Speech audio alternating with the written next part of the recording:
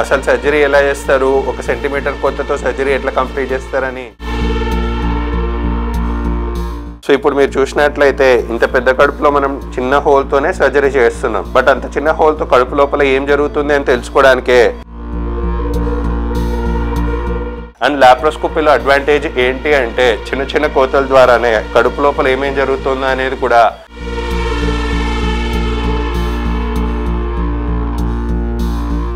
Mesh అనే దానికి మధ్యలో కూడా హోల్స్ అనేవి కనిపిస్తూ ఉంటాయి. ఇప్పుడు మనం తీసుకున్న మెష్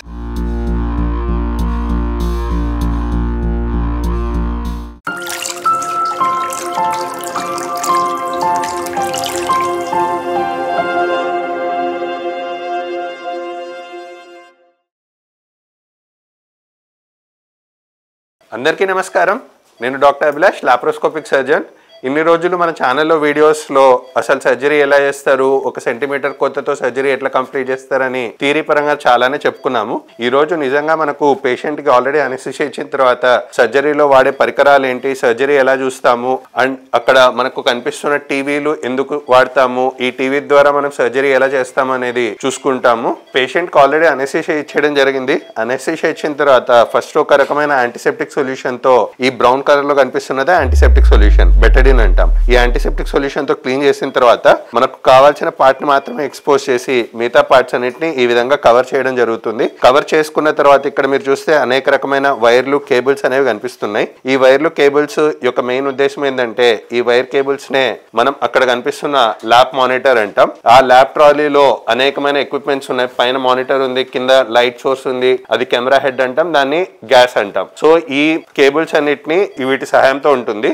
వీటికి ఏ ఫంక్షన్ ఉంటుంది అనేది సర్జరీ చేసేటప్పుడు డీటెయిల్ గా చెప్పుకుందాము. సో ఫస్ట్ ఒక యాంటీసెప్టిక్ సొల్యూషన్ తో క్లీన్ చేసిన తర్వాత మళ్ళీ ఇంకొక రకమైన యాంటీసెప్టిక్ సొల్యూషన్ తో కూడా క్లీన్ చేయడం జరుగుతుంది. సో దట్ ఎట్టి పరిస్థితిలో ఇన్ఫెక్షన్స్ అట్లా రాకుండా అన్నట్లు. సో ఈ విధంగా మనం స్టెరిలిటీ అనేది ఖచ్చితంగా మెయింటైన్ చేసుకోవాల్సి వస్తుంది హెర్నియా సర్జరీలో. ఎందుకంటే మెష్ ఇన్ఫెక్షన్ అనేది మాత్రం చాలా కాస్ట్లీ మిస్టేక్ అవుతుంది కాబట్టి అత్యంత జాగ్రత్తలు పాటించాలి సర్జరీలో, ఎట్టి పరిస్థితిలో మెష్ ఇన్ఫెక్షన్ అవ్వకుండా. సో మనకు సర్జరీలో ఫస్ట్ స్టెప్ ఏంటి లాప్రోస్కోపీలో అంటే కడుపులో గ్యాస్ నింపుకోవడం అంటాం. సో ఇప్పుడు మీరు చూసినట్లయితే ఇంత పెద్ద కడుపులో మనం చిన్న హోల్తోనే సర్జరీ చేస్తున్నాం. బట్ అంత చిన్న హోల్తో కడుపు లోపల ఏం జరుగుతుంది అని తెలుసుకోవడానికే మనం ఫస్ట్ ఏం చేస్తున్నాము, కడుపులో గ్యాస్ అనేది నింపుతున్నాం. సో ఏం చేసాము, ఒక చిన్న నీడిల్ ని కడుపు లోపల ఇన్సర్ట్ చేసి మనకి ఏ విధంగా అయితే సైకిల్ ట్యూబ్ లో గాలి నింపితే సైకిల్ ట్యూబ్ పెద్దదవుతుందో అదే విధంగా కడుపులో మనం గాలి నింపడానికి ఈ చిన్న నీడిల్ అనేది వాడుతున్నాం. సో ఇప్పుడు మీరు చూస్తున్నారా, కొంచెం కొంచెంగా కడుపు ఉబ్బడం అనేది మీరు గమనించవచ్చు.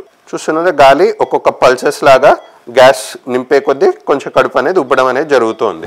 ఇప్పుడు మీకు అక్కడ వాల్యూస్ చేంజ్ అవుతున్నదనే ఇన్సఫ్లేటర్ అంటారు. అంటే మనం ఏ విధంగా అయితే టైర్ లో గాలి నింపడానికి పోయినప్పుడు దాంట్లో ప్రెషర్ ఎంత ఉంది అని ఏ విధంగా అయితే మనకు ఆ టైర్ ప్రెషర్ మానిటరింగ్ సిస్టమ్ చెప్తుందో అదే విధంగా మనం కడుపులో గ్యాస్ ఎంత నింపుకోవాలి అనేది కూడా, ఎంత నిండింది, ఎన్ని లీటర్ల గ్యాస్ నిండింది, ఎంత ప్రెషర్ ఉంది అని తెలుసుకోవడానికే మనకు ఆ ఇన్సఫ్లేటర్ అనే మిషన్ ఉపయోగపడుతూ ఉంటుంది. సో ఇప్పుడు మీరు చూసినట్లయితే ఇది వరకు కడుపు బాగా ఫ్లాట్ గా ఉన్నింది, ఇప్పుడైతే బాగా ఉబ్బుకోవడం జరిగింది.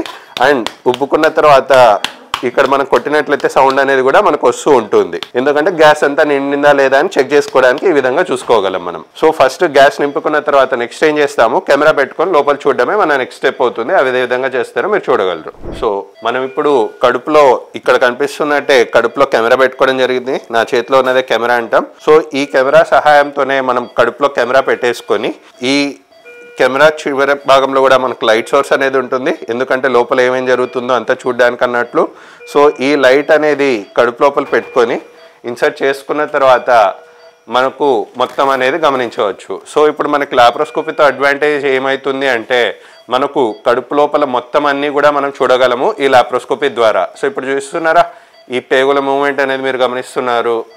ఇక్కడ చిన్న పేగులు ఉన్నాయి, ఇక్కడ పెద్ద పేగులు ఉన్నాయి. అండ్ ఈ పేషెంట్ మెయిన్లీ ఏ సర్జరీ చేస్తున్నామంటే హెర్నియా అంటాం. హెర్నియా అంటే ఏంటి, కండరాల్లో గ్యాప్ వచ్చేసి తెలుస్తుందా, ఇక్కడంతా మనకు కండరాలు పదిలంగా ఉన్నాయి కానీ ఇక్కడ వరకు కండరాల్లో గ్యాప్ వచ్చేసి ఈ గ్యాప్ ద్వారానే మనకు కింద ఉన్న పేగులు ఈ గ్యాప్ ద్వారా బయటికి వెళ్ళి పేషెంట్కి దగ్గినప్పుడు, బరువులు ఎత్తినప్పుడు వాపు కలిగించేవి. సో ఇది హెర్నియా అంటాము. సో ఇక్కడ ఒక హెర్నియా ఉంది అండ్ ఇటు సైడ్ కూడా స్టార్టింగ్ స్టేజ్ లో ఇంకొక హెర్నియా ఉండడం జరిగింది. అండ్ లాప్రోస్కోపీలో అడ్వాంటేజ్ ఏంటి అంటే చిన్న చిన్న కోతల ద్వారానే కడుపు లోపల ఏమేం జరుగుతుందో అనేది కూడా అంతా మనం చూడే ఫెసిలిటీ ఉంటుంది. సపోజ్ ఇప్పుడు మనం ఏంటి పేషెంట్ కి ఇది తల భాగం అంటాం, అది కాల్ భాగం అంటాం. సో హెర్నియా ఇప్పుడు పేషెంట్ కి గజ్జల్లో ఉంది కాబట్టి కాల్ భాగంలో మనం చూస్తే ఇవన్నీ కనిపిస్తున్నాయి. అదే కనుక నేను కెమెరాని ఇలా తిప్పినట్లయితే మనకు పై భాగంలో ఉన్న లివర్ కనిపిస్తుంది. అంటే కింద భాగమే కాకుండా పై భాగాన్ని కూడా కవర్ చేయగలుగుతున్నాం. అండ్ మనకి ఇక్కడ లివర్ తెలుస్తుంది, లివర్ కింద గాల్ బ్లాడర్ పిత్తాశయం తెలుస్తుంది.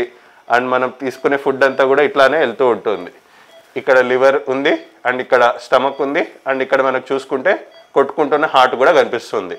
ఇప్పుడు మనకు అడ్వాంటేజ్ ఏంటి మన సెటప్లో అంటే మనకు ఉండేది 4K సిస్టమ్. దట్టు 4K సిస్టంలో కూడా మనకు ఉండేది అత్యంత పెద్ద 55 ఇంచ్ మానిటర్ అంటాం. సో ఇప్పుడు నా కళ్ళ ముందు చూస్తే ఇది ఒక మానిటరే, ఇది ఒక మానిటరే.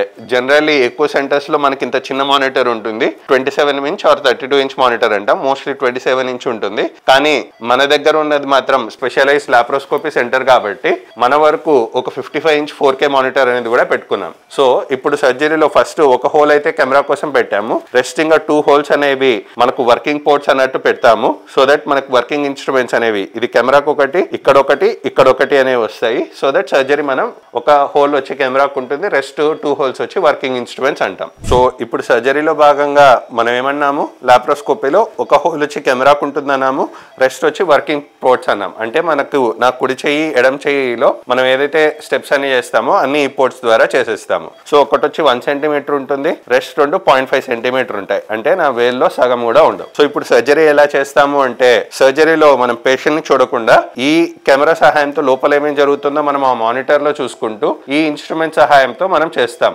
అంటే ఒక్కొక్క ఇన్స్ట్రుమెంట్కి ఒక్కొక్క ప్రత్యేకత ఉంటుంది. సో ఇన్స్ట్రుమెంట్ ఒకవేళ ఓపెన్ చేసి పట్టుకోవాలంటే ఈ విధంగా పట్టుకోవడము, తిప్పాలనుకుంటే తిప్పడము, ఈ విధంగా మనకు ఒక్కొక్క ఇన్స్ట్రుమెంట్కి ఒక్కొక్క స్పెషాలిటీ ఉంటుంది. ఇప్పుడు హుక్ అంటాం, అంటే చిన్న చిన్న స్ట్రక్చర్స్ని కట్ చేయడానికి ఇలా. అండ్ సర్జరీ స్టార్ట్ చేసేటప్పుడు మనకు బ్లడ్ లాస్ అనేది కూడా లేకుండా మనకు కాటన్ మిషన్ సహాయంతో మనం సర్జరీ అనేది చేస్తూ ఉంటాం. సో ఇప్పుడు ఏదైనా పట్టుకోవాలన్నా ఈ విధంగా పట్టుకోవచ్చు. అండ్ సర్జరీ స్టార్ట్ చేస్తున్నాం.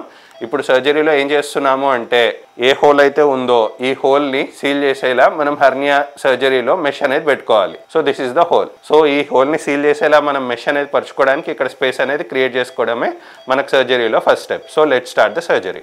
సో ఇప్పుడు మనం హెర్నియా సర్జరీలో భాగంగా ఒక స్టెప్ ఆఫ్ ద సర్జరీ అయిపోయింది. ఈ హోల్ని సీల్ చేసేలా మనం మెష్ అనేది పెట్టుకోవాలి. అందుకే ఈ హోల్కి అటుపక్క, ఇటుపక్క, పై పక్క, కింద పక్క మనకు ఓవర్లాప్ అయ్యేలా స్పేస్ అనేది క్రియేట్ చేసుకున్నాము. అండ్ ఈ స్పేస్ అనేది ఉండడం వల్ల మనం మెష్ అనేది ఈ ప్లేన్ లో పెట్టుకుంటే మనకు కింద ఉన్న పేగులు డైరెక్ట్లీ మెష్ కత్తుకోకుండా ఈ పొర అనేది మనకు మెష్ కి పేగులకి మధ్యలో వస్తూ మనకు హెర్నియాలో మెష్ పేగులు కత్తుకోకుండా కాపాడుతూ ఉంటుంది. సో ఒక సైడ్ ఈ డిసెక్షన్ అంతా అయిపోయింది స్పేస్, ఇంకొక సైడ్ కూడా ఈ స్టెప్ చేసేసి మెష్ చేసేసుకొని మెష్ అటు ఇటు కదలకుండా మనం ఫిక్స్ చేసేసుకుంటే మనకు సర్జరీ అయిపోయినట్టే. సో ఇప్పుడు మనకి 2 సైడ్స్ డిసెక్షన్ అయిపోయింది. ఇక్కడ మనకు మధ్యలో తెల్లగా మెరుస్తూ కనిపిస్తున్నదే మనకు నడుం దగ్గర ఉండే బోను, ప్యూబిక్ బోన్ అంటాము. ఇప్పుడు మనకు గజ్జల్లో హెర్నియా అంటే ఏంటి, ఈ బోన్ కి యువతల పక్క హెర్నియా వస్తే గజ్జల్లో హెర్నియా అంటాం. సో పేషెంట్ కి ఇప్పుడు 2 సైడ్స్ హెర్నియా ఉన్నాయి కాబట్టి ఇది రైట్ సైడ్ హెర్నియా తెలుస్తుందా, ఇక్కడ పెద్ద గొంతులాగా ఇది మనకు కండరాల్లో కనపడే రైట్ సైడ్ హోల్, ఇది left side whole. So comparatively left side తో పోల్చుకుంటే రైట్ సైడ్ పెద్దదిగా ఉంది, బట్ లెఫ్ట్ సైడ్ కూడా ఉంది కాబట్టి ఒకే సిట్టింగ్ లో మనం 2 చేసేసాం. సో ఇప్పుడు ఏం చేస్తాము అంటే ఈ హోల్స్ ని సీల్ చేసేలా మనం మెష్ అనేది పెట్టుకుంటాము. సో మెష్ అనేది పెట్టుకున్న తర్వాత ఈ బలహీనపడిన మజిల్ కూడా స్ట్రెంగ్త్ వచ్చేస్తుంది కాబట్టి మరొకసారి హెర్నియా రాకుండా ఆ మెష్ మనకు కాపాడుతూ ఉంటుంది. సో ఇప్పుడు మనం స్పేస్ అనేది అయితే క్రియేట్ చేసుకున్నాం. మెష్ అనేది పరుచుకునేటప్పుడు మనం ఇదివరకు వీడియోస్లో చెప్పినట్టే అతి జాగ్రత్తలు పాటించాలి. లైక్ కొత్త పెయిర్ ఆఫ్ గ్లౌస్ అనేది వేసుకోవాలి. సో దట్ మెష్తో ఆల్రెడీ మనం ఎక్కడ టచ్ చేయకుండా కొత్త పెయిర్ ఆఫ్ గ్లౌస్తో ఈ మెష్ను ఓపెన్ చేయాలి. ఈ మెష్ ఓపెన్ చేసేటప్పుడు కూడా చాలా అతి జాగ్రత్తగా ఇన్ఫెక్షన్ కాకుండా స్టెరైల్గా మనం ఓపెన్ చేసుకుంటూ ఉంటాం ఈ విధంగా. సో ఇలా మనకు సీల్డ్ ప్యాక్లో వస్తుంది కాబట్టి మెష్ అనేది కూడా ఈ సీల్డ్ ప్యాక్లో నుంచి ఓపెన్ చేసుకొని మనం మెష్ని ఈ విధంగా కనిపిస్తుంది మెష్ అనేది. సో లిటరల్లీ చెప్పాలంటే ఒక దోమతెరలాగే ఉంటుంది. ఈ దోమతెరల మధ్యలో మనకి ఏ విధంగా అయితే దోమతెర మధ్యలో హోల్స్ అనేవి ఉంటాయో అదే విధంగా ఈ మెష్ అనే దానికి మధ్యలో కూడా హోల్స్ అనేవి కనిపిస్తూ ఉంటాయి.